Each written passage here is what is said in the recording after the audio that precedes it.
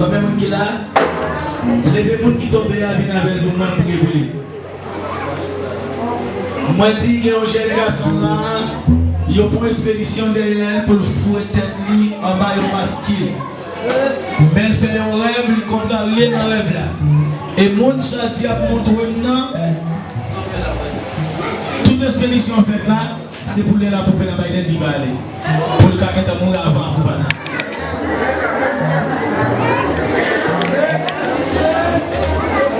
Vous souffrez tout? T'as souffert? Comment dire?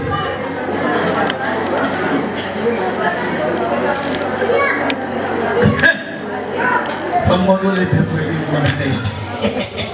Ça c'est y a dévoré nous.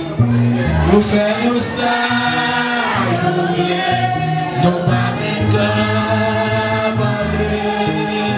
Toute la nuit intimidé nous. Aidez, s'il vous plaît.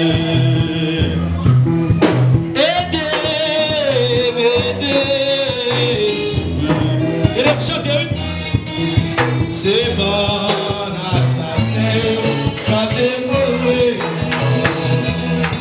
Je vais nous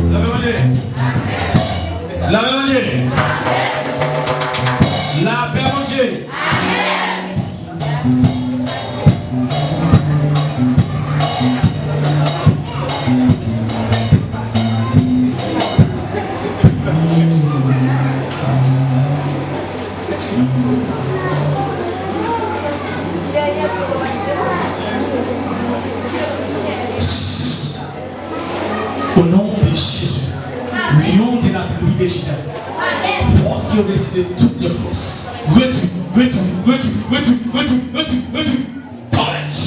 Au nom de Jésus.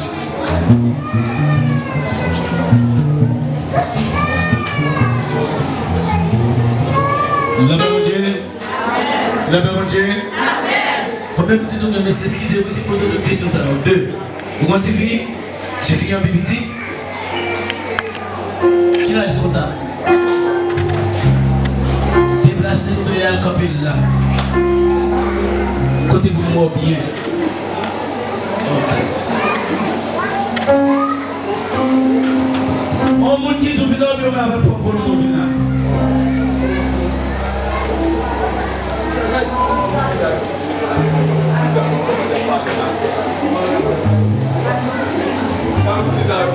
Regardez, monsieur.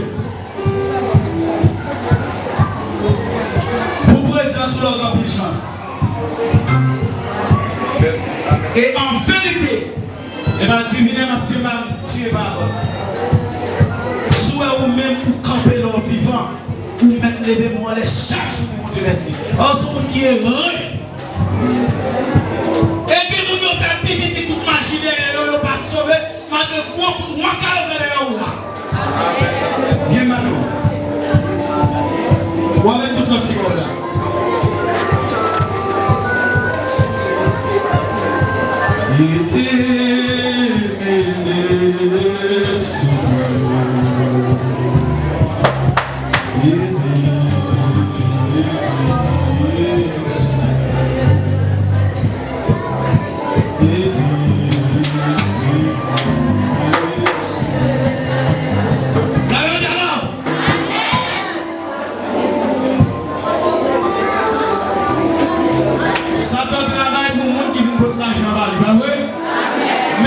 Dieu travaille pour le monde qui cherche présence. Peut-être toujours, mais si c'est un prochain pour vous. Moi, je dis nous plein devant, nous chie avec l'eau.